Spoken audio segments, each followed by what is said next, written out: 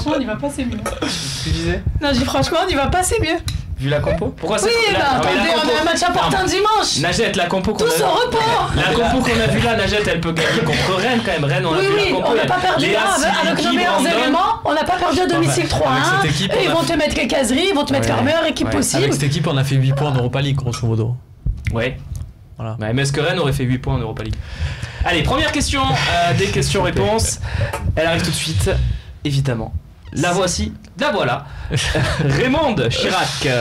Très bon pseudo, ou très bon nom d'ailleurs, peut-être, je sais pas. Adil, te sens-tu bien à l'OM? Je te trouve beau avec ta moustache. Tu es vraiment top. Gros bisous de Perpignan. Ben, Najette, tu te passeras le message. Un Facebook Live avec Adil. Tu passeras le message de Raymond. Tu lui dirais. Tu lui diras. C'est vrai que, petit aparté, c'est vrai qu'Adil est particulièrement beau. Voilà, je voulais le dire. Je trouve que... Non, mais là, on va pas rebondir sur ce que tu dis. Non, mais je me félicite vraiment d'avoir un joueur comme ça à l'OM. On l'avait dit lors de cet épisode, cette blessure à l'épaule, où tu vois, il y a un mec qui voulait jouer, qui était blessé, qui revenait en 3 semaines, et qui joue tout le temps, ça me... Oui. Giggs 7. Bounassar en équipe de France. Non, mais pour revenir sur Adil, Adil a tout le temps le sourire en plus. Il est beau, on est d'accord avec ça. C'est un bonheur. Bounassar en équipe de France au poste de latéral droit, vous y croyez? Un poste où il n'y a pas pléthore en équipe de France. Moi j'ai envie de rebondir sur ça, juste pour dire que combien on a fait de tu préfères? Combien on en a fait avec Bounassar, tu préfères Bounassar et dans le lot, et finalement aujourd'hui, non mais il faut quand même le dire à un moment donné qu'on peut revenir un peu en arrière sur toutes les moqueries qu'on a pu. Donc du coup on est prêt à voir Bounassar à tous les matchs. Attendez, juste pour rebondir sur lui, il fait ses matchs, voilà, bravo, mais c'est moyen. Non mais attendez, il est bon parce que vous le voyez là faire ses... Quand il monte là sur le côté, il s'enflamme. En équipe de France, défensivement, il vaut pas un sacaille. Je suis désolée. C'est parce que tu es dans un championnat en Ligue 1 qui te permet de croire qu'un Zambo ça peut le faire. C'est déjà pour Paquet en face de toi. Mais exactement. Mais comme tu dis, on joue en Ligue 1, c'est très bien, mais ne les voyez pas plus beaux qu'ils sont. C'est quoi cette question? Contre l'Australie, il sera pas plus ridicule. C'est une blague. Mais je sais que c'est une blague, mais même juste de le dire en blague, c'est bon. Non mais après, est-ce qu'il rigole pas avec ça? Je vais essayer de défendre quand même notre téléspectateur. Il est moins bon que j'allais. Non mais il est moins bon que j'allais. Non mais à un moment donné, il faut arrêter de... Non mais à ce jeu, j'en connais moi beaucoup des mecs qui sont... Non mais je suis pas d'accord avec l'analyse de Najette. Il est moins bon que j'allais. On pourrait dire aussi à ma vie il est extraordinaire, mais en même temps il est extraordinaire. Pourquoi? Parce qu'il n'y a pas d'attaque. Non, pas du tout. Il y a des choses que je vois techniquement chez Amavi ou des choses des choses qui fait que je vois pas chez Sarr. Tu sens bien qu'il est limité. Mais je te dis pas que Sarr est un phénomène. Après il arrive à passer 2-3 joueurs en sans frein, mais derrière il fait le geste qu'il faut pas, c'est tout. C'est comme ça. Aujourd'hui, il a un bon niveau. On a assez tapé sur lui pour ne pas le reconnaître. Mais on le reconnaît, il n'y a aucun mal, on le reconnaît. D'accord, il va y aller, c'est sûr. Non mais Max, on est tous d'accord pour dire qu'on est surpris. Et rien. On est surpris d'avoir rien derrière. Djibril Sidibé et rien derrière en équipe de France. C'est pas important. D'accord, Pavard. T'es un joueur. Mais Pavard, à mon avis, c'est quand même un peu plus fort que Bounassar. Enfin, je sais pas, les recruteurs du Bayern Munich, s'ils s'intéressent à Pavard et pas à Bounassar, c'est peut-être pour des raisons. Peut-être qu'ils sont mauvais. Peut-être que le Bayern Munich est mauvais. Peut-être. Najette a raison. On est tous surpris là autour de la table des prestations de Sarr. Moi, le premier, moi je suis éberlué. Mais bien sûr. Il n'a pas joué contre l'Inter de Milan, le Bayern de Munich. Ici, il fait un match fabuleux contre Lyon. Non, mais ça peut. Mais on a le droit de revenir aussi sur ses positions, Romain. Et dans 3 mois, te dire, Sarr, c'est un phénomène. On a le droit. Là, je suis d'accord avec Najette. Moi, je suis pas d'accord avec vous. Là, vous m'énervez là. Parce que là, je suis pas d'accord du tout avec vous. Non, mais je comprends que vous dites il est moyen. On a le droit de dire il est bon aussi. Najette a dit il est moyen. Il est moyen. Défensivement, il s'est pas fait passer une fois sur les matchs que j'ai vus. Et offensivement, il apporte. Qu'est-ce qu'on demande à un latéral moderne aujourd'hui? C'est ça. Donc, on a souvent pour juger de la qualité d'un joueur, on dirait que ça t'arrache le cœur de le dire. Pas du tout, parce que je te dis, il fait des bons matchs. Et j'ai l'applaudi, il faut que je dise quoi de plus? Je vais pas te dire c'est un phénomène. Donc il est pas moyen. Non, il est moyen. Allez, on passe au sujet. De toute façon, on parlera certainement beaucoup de Bounassar dans les prochains talks. Si il continue sur sa lancée. Nicolas Eouzan sur Facebook. Salut l'équipe, que pensez-vous de la réaction de Paganelli hier en balançant sur certains de ses confrères sur le jeu de l'OM? Merci. Alors que ceux qui ont regardé le match à la télé nous le disent, ou ceux qui ont revu, parce que moi j'ai pas vu cet extrait de Paganelli, je ne sais pas de quoi nous parle Nicolas.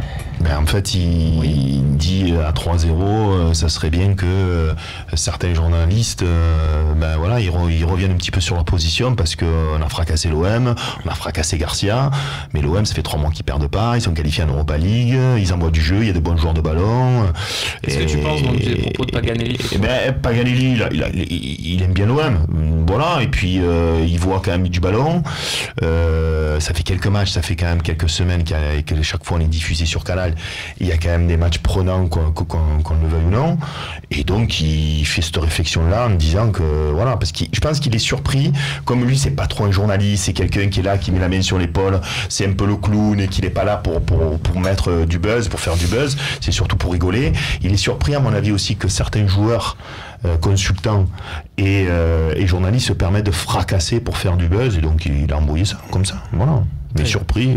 Bon, la réponse est très bonne. Je pense que j'aimerais encore faire une ou deux questions, mais vas-y rapidement s'il te plaît. Ça vise en interne. S'il fait ça, c'est pour viser des gens de Canal où les relations entre les personnes, notamment au CFC, sont pas idylliques. Il y a un peu des tensions au plateau. Ils sont obligés de faire des turnovers sur certaines émissions en général, et on n'ose pas trop dire sur les uns sur les autres. Paganelli, de par son statut à Canal+, d'intouchable, peut se permettre de balancer. Et pour Paganelli qui fait cette réflexion, il y a beaucoup de gens à Canal qui soufflent et qui disent merci Paga, on avait envie de le dire. Merci pour la précision, Romain. Léo Chenard, c'est le moment de faire un pronostic.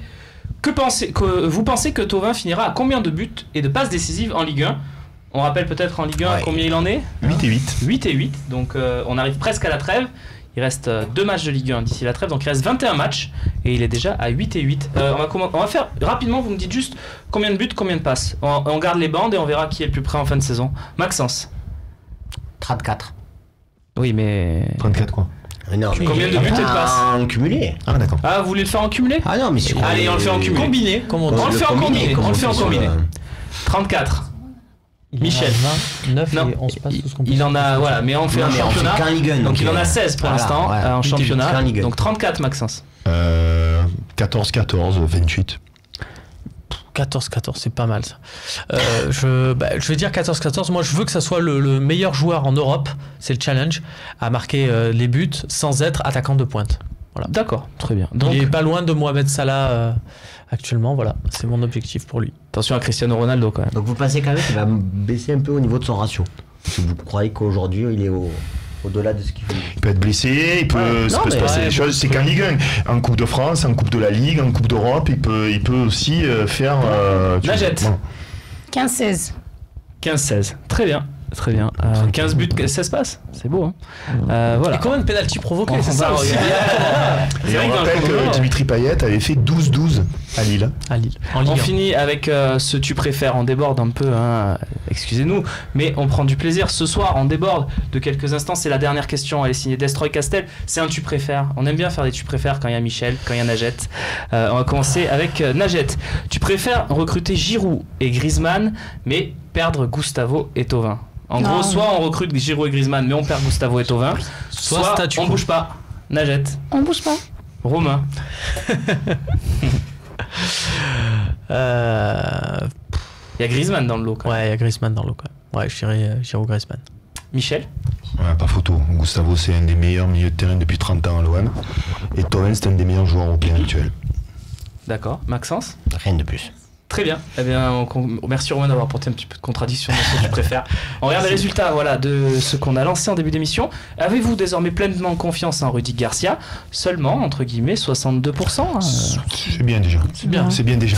D'où il vient, c'est bien. Oui, c'est bien, mais juste... On verra dimanche. Voilà. C'est la démonstration de ce qu'on fait dire qu'on veut au chiffre. Il vient parler de 62%. Seulement 62%, tu vois. C'est vrai, t'as raison. Paganelli, là, hop. On recherchera par curiosité, est-ce qu'on avait fait un sondage sur...